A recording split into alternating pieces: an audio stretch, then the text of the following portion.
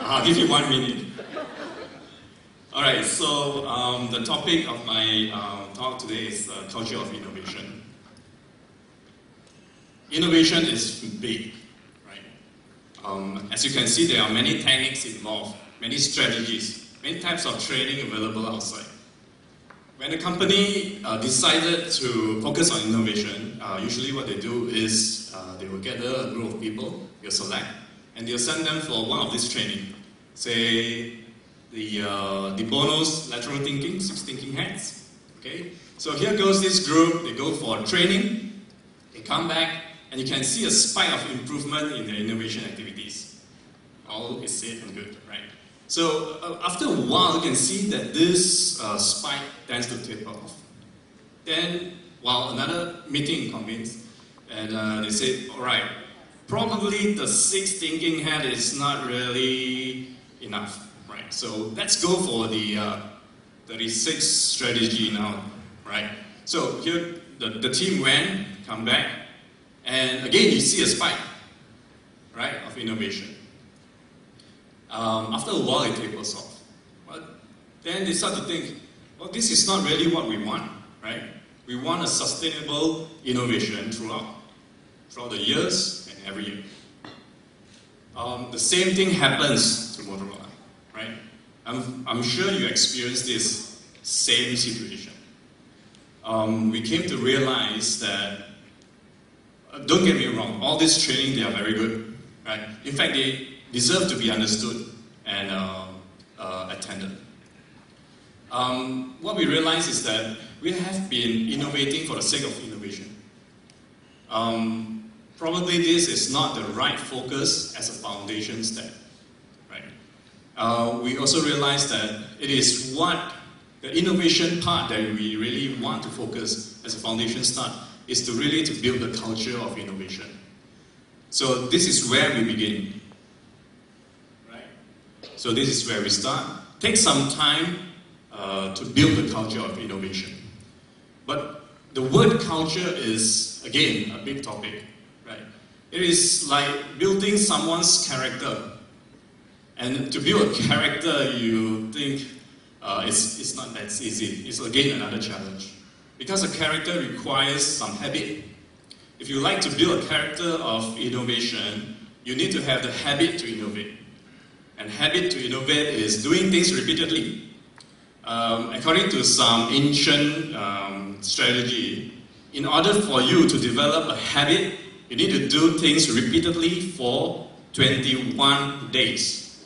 That is the amount of time needed for your neurons to readjust itself and make it a habit. But before you have the habit, you need to have the innovation thinking mind. Because in this world, everything is created twice. First in your mind, and then in your action. So if you have the innovation thinking in your mind, it soon leads to action. And if you do it 21 days repeatedly, it becomes a habit. And once it becomes a habit, you develop the character, and that character of innovation is what will support the culture of innovation. Obviously, you don't need everyone to have that thoughts in the organization. Probably 95% of the organization needs to understand the importance of innovation. It needs to be aware. Another 5% will have a slightly more time to innovate, to think about innovation. Once you have that background settled, the sizing, and the mental, you will then add some measurements, right? Why we need measurements? Measurements are a good tool for you to gauge the health status of your culture of innovation. You add some process, and last but not least, remember to have fun and lots of laughter. Anyone here knows for a fact that you are an innovator? Please raise your hand.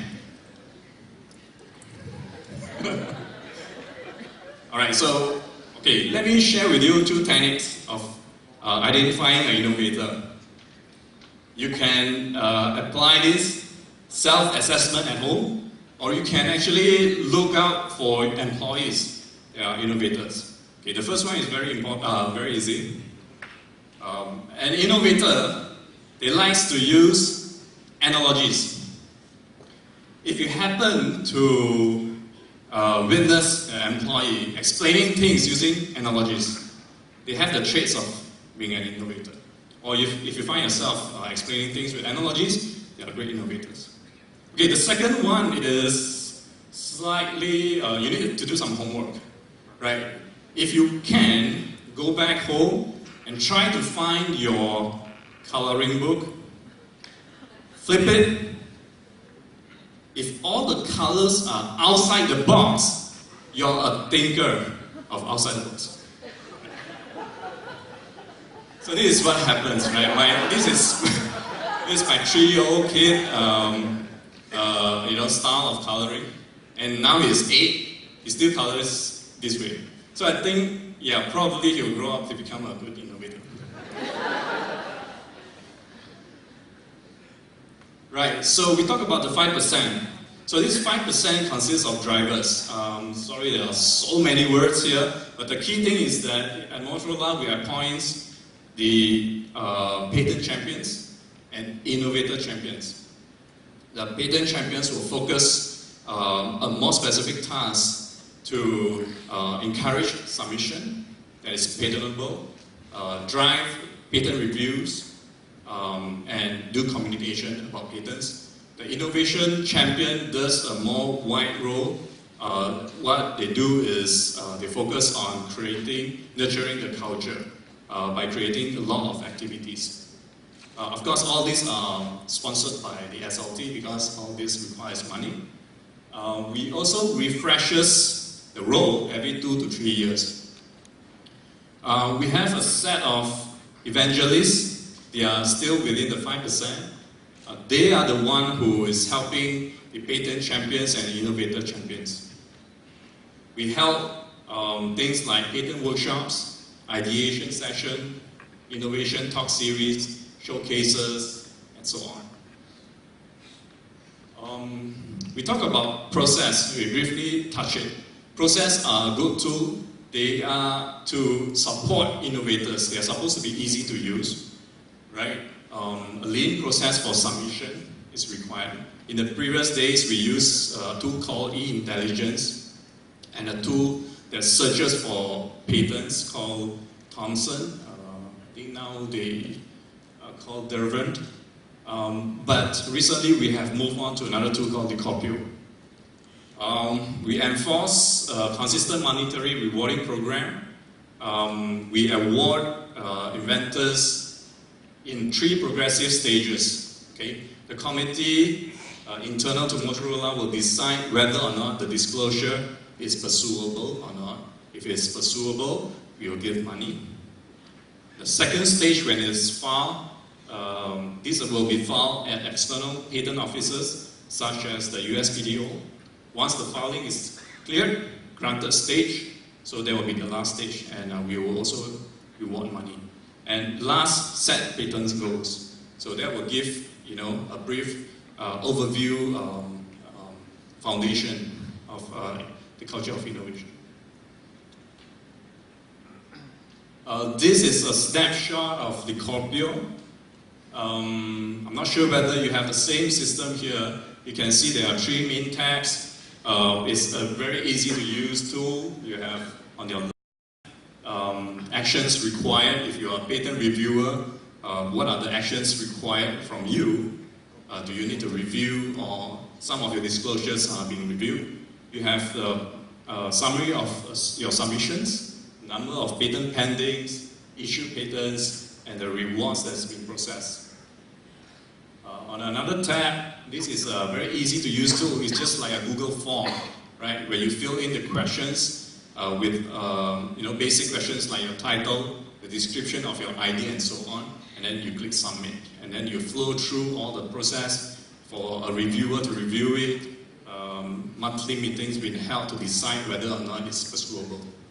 And then the last one is you have all your patent status located at one specific tab. We also do special acknowledgement, right? So you have all the process, goal setting, measurements done. Don't forget to have special acknowledgement. This is a typical badge that every employee at Motorola Solution wears. We call them the blue badge. So even Dr. Hari wears a blue badge. The CEO of the company wears the blue badge. CTO wears the blue badge. Everyone. Right? But if an innovator has gotten 10 patents and above, he got a gold badge. Elevated, right? So from blue is elevated to gold. Just imagine this, and it is actually instantly recognized. Motorola is a worldwide company. If you go to other offices wearing a gold badge, they will immediately see, wow, you are, without any introduction, they know you are an innovator. So just imagine you are sitting around a table with the CEO, MD.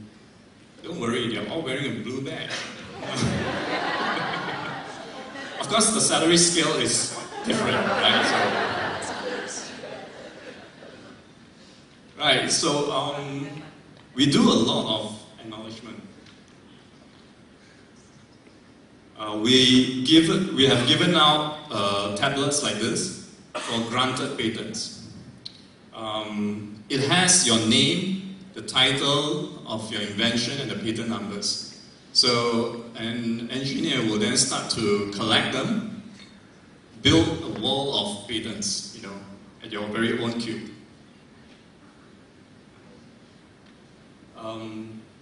We communicate regularly. For every disclosure that is pursued, we communicate, we broadcast the email, we have it on town hall, on our media TVs all around the buildings. You can see Dr. Key, which she will be coming up to talk about her journey soon, and something like this. We also set aside budgets for patent dinners, where we celebrate every year.